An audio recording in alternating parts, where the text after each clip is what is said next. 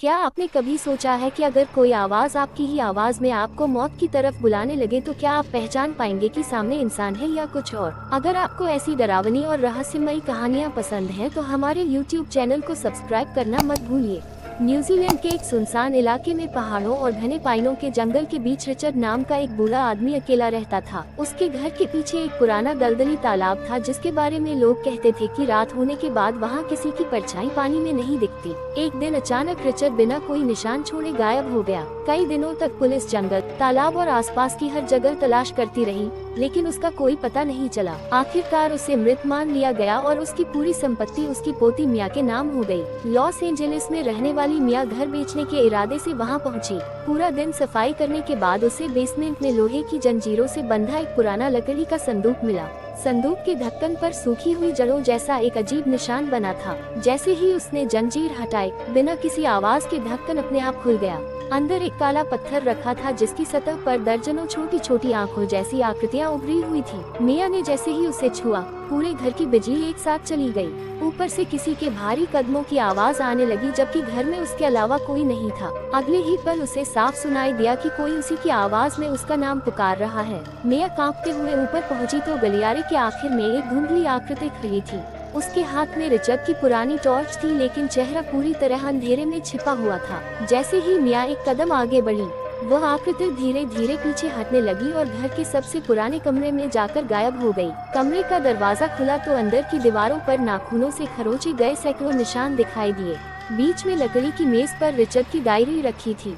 मिया ने डायरी खोली तो उसमें लिखा था कि यह पत्थर कोई साधारण चीज नहीं बल्कि जंगल के नीचे दबी एक प्राचीन शक्ति की मुहर है। जिसने भी इसे घर से बाहर ले जाने की कोशिश की, वह कभी वापस नहीं लौटा। रिचर्ड ने कई साल पहले इसे तालाब के किनारे पाया था और उसी दिन से रात होते ही घर में किसी के चलने, दरवाजे अपने आप खुलने और शीशों में अजनबी चेहरों के दिखाई देने की घटनाएं शुरू हो गई थी। डायरी का आखिरी पन्ना अधूरा था, जिस पर सिर्फ इतना लिखा था कि अगर यह पत्थर फिर जाग गया तो वह पहले तुम्हारी यादें लेगा, फिर तुम्हारी पहचान और आखिर में तुम्हारी आत्मा। ये पढ़ते ही कमरे का तापमान अचानक बहुत नीचे गिर गया।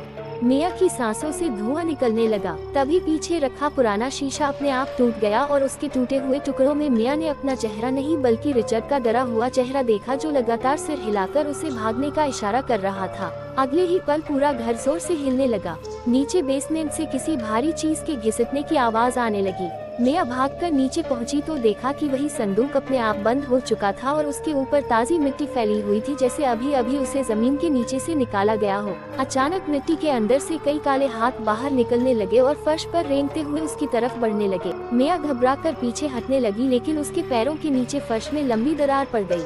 दरार के भीतर गहरा अंधेरा था और ऐसा लग रहा था जैसे उसके अंदर अनगिनत आंखें उसे घूर रही हों। तभी रिचर्ड की आवाज पूरे घर में गूंजी कि पत्थर को वापस वहीं पहुंचाओ जहां से वह आया था। मिया ने कांपते हुए पत्थर उठाया।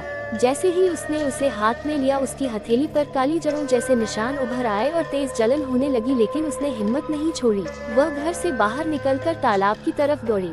पीछे से किसी के तेज कदमों की आवाज लगातार उसका पीछा कर रही थी। जब उसने पलटकर देखा तो घर के दरवाजे पर दर्जनों सफेद आंखों वाली परछाइयां खड़ी थी, जो धीरे धीरे उसकी तरफ बढ़ रही थी। मिया पूरी ताकत से तालाब के किनारे पहुंची। पानी पूरी तरह शांत था, लेकिन उसकी सतह पर उसका प्रतिबिंब दिखाई नहीं दे रहा था। तभी तालाब के बीचों बीच एक गोल भंवर बनने लगा और उसके अंदर से वही डरावनी फुसफुसाहट सुनाई दी जिसने पहली बार उसे पुकारा था। मिया ने बिना देर किए पत्थर को पूरी ताकत से भंवर के बीच फेंक दिया। पत्थर पानी में गिरते ही आसमान में जोरदार बिजली चमकी और पूरा जंगल किसी भयानक चीख से कांप उठा।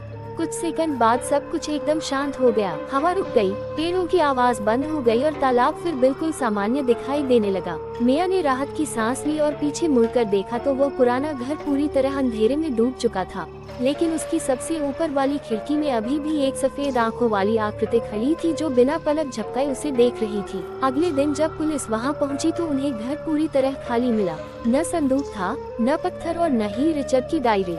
सिर्फ दरवाजे के पास मिट्टी पर एक ताज़ा निशान बना था, जो बिल्कुल वैसा ही था जैसा उस संदूक के ढक्कन पर उकेरा गया था। और उसी रात मिया के फोन पर एक अनजान नंबर से सिर्फ 3 शब्दों का संदेश आया, मैं वापस आ गया।